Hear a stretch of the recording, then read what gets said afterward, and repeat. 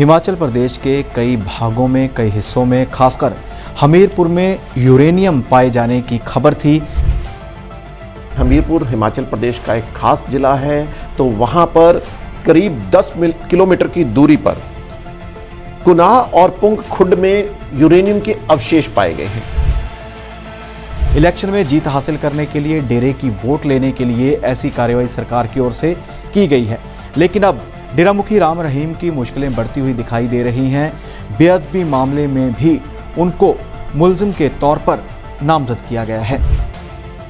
जी बिल्कुल सही कहा संधू साहब, क्योंकि डेरा सच्चा सौदा का आज नहीं लंबे समय से विवादों के साथ तालमेल दिखाई दे रहा है। जी। और 4 मई को सुबह 10 बजे वीडियो कॉन्फ्रेंसिंग के जरिए फरीदकोट में उनकी सुनवाई होगी। अभी तो फिलहाल वीडियो कॉन्फ्रेंसिंग के जरिए ही अगला पड़ाव शुरू हो जाएगा और क्या सजा होगी।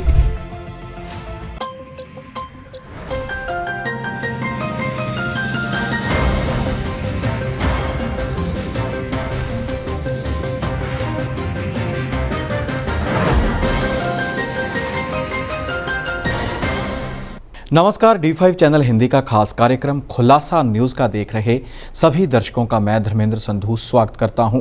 इस कार्यक्रम में चर्चा करते हैं, चर्चा का हिस्सा बनते हैं सीनियर पत्रकार प्रदीप शाही जी। शाही जी आज भी हमारे साथ मौजूद हैं। सबसे पहले उनका स्वागत करते हैं। शाही जी, स्वागत है आपका। नमस्कार।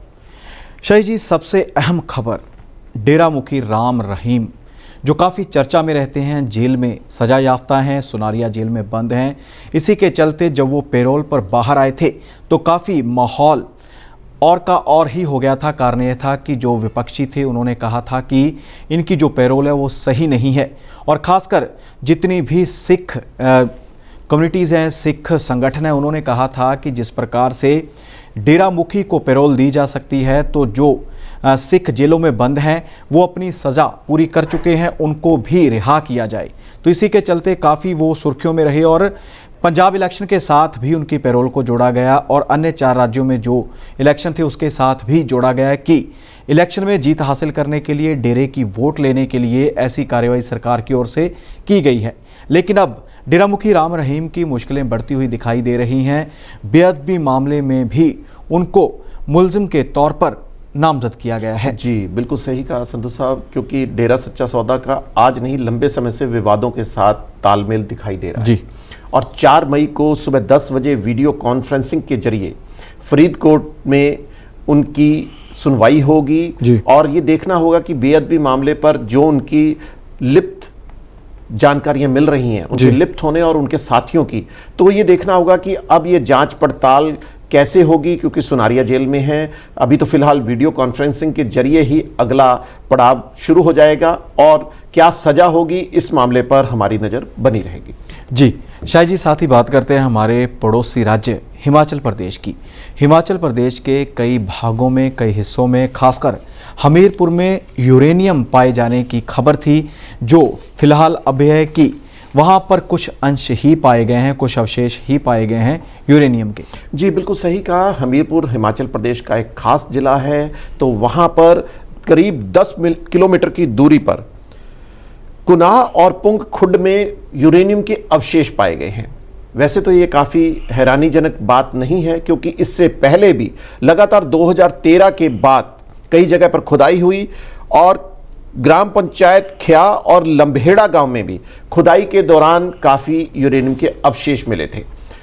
परंतु माना जा रहा है कि ये अवशेष इतनी बड़ी संख्या में नहीं है जिसको अच्छे ढंग से प्रयोग किया जाए। वैसे आपको बता दें कि हिमाचल की पहाड़ियों में यूरेनियम के अंश मिलना लगातार जारी रहता है और इसके अलावा ऊना, शिमला, रामपुर, मंडी और कुल्लू में भी इस तरह के अवशेष पाए जा चुके हैं।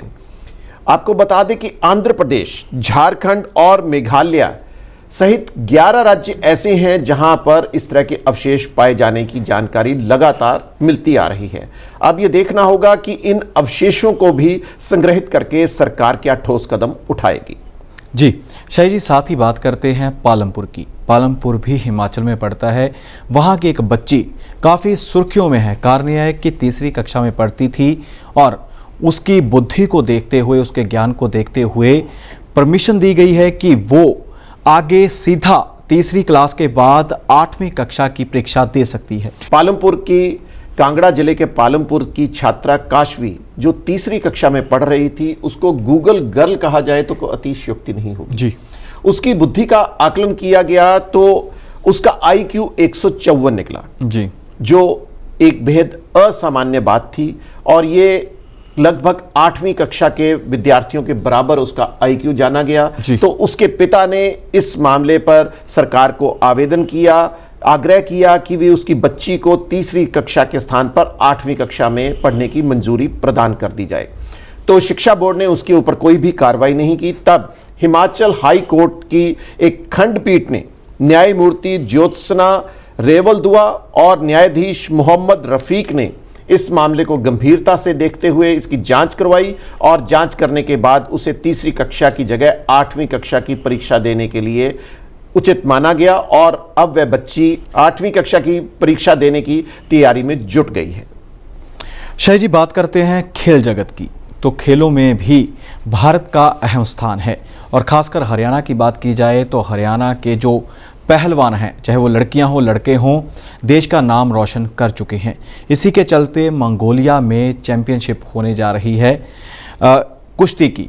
तो इसी के चलते 20 खिलाड़ी भारत के हैं जो हिस्सा ले रहे हैं और उनमें से 16 पहलवान अकेले हरियाणा के हैं। जी बिल्कुल सही कहा। मंगोलिया के उलान बटोर में 19 से 24 अप्रैल तक होने जाने वाली सीनियर एशियाई कुश्ती चैंपियनशिप में जी ट्रायल चल रहे थे। ट्रायल में 20 खिलाड़ियों का चयन किया गया और सबसे खास बात रही कि 20 में से 16 खिलाड़ी यानी कि पहलवान हरियाणा से संबंधित हैं और इस ट्रायल में रवि दाहिया, बजरंग पुनिया, दीपक पुनिया, प्रेम सरोहा, सत्यव्रत कादियान और अनिरुद्ध का भी चयन हो चुका है। जी चाहे जी, साथ ही IPL की बात करते हैं तो IPL में बड़ा फेरबदल हो सकता है और इसके ऊपर आतंकी साया भी मंडराता हुआ दिखाई दे रहा है। जी बिल्कुल सही कहा आपने संधू साहब। IPL पर आतंकी हमले की जानकारी मिली है, इसकी अभी पुष्टि नहीं हुई है, परंतु फिर भी सुरक्षा के ठोस कदम उठा दिए गए हैं।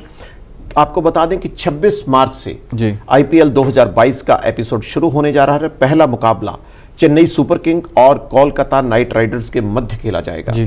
और एक चीज खास बात और भी रही संधू साहब इसमें, वो ये चेन्नई सुपर किंग का पहला मुकाबला कल होने जा रहा है जी। और इसमें खास बात यह रही कि चेन्नई सुपर किंग के कप्तान महेंद्र सिंह धोनी ने अपने पद से त्याग पत्र दे दिया है जी। उन्होंने कप्तानी छोड़ दी है। अब उनके स्थान पर अंडर 19 विश्व कप के पूर्व खिलाड़ी यानी कि पूर्व कप्तान रह चुके रविंद्र जडेजा अब चेन्नई सुपर किंग की कप्तानी करेंगे। ये पहला मौका है कि इस तरह से कप्तानी बिल्कुल लास्ट मोमेंट में छोड़ी गई और खास बात यह भी रहेगी कि चेन्नई सुपर किंग लगातार कई बार IPL में विजेता भी रहा और महेंद्र सिंह धोनी सबसे उम्रदराज खिलाड़ी हैं जिनकी आयु अब 40 वर्ष हो चुकी है और ये भी अटकलें लगाई जा रही हैं कि अब ये सीजन उनका आखिरी सीजन होगा।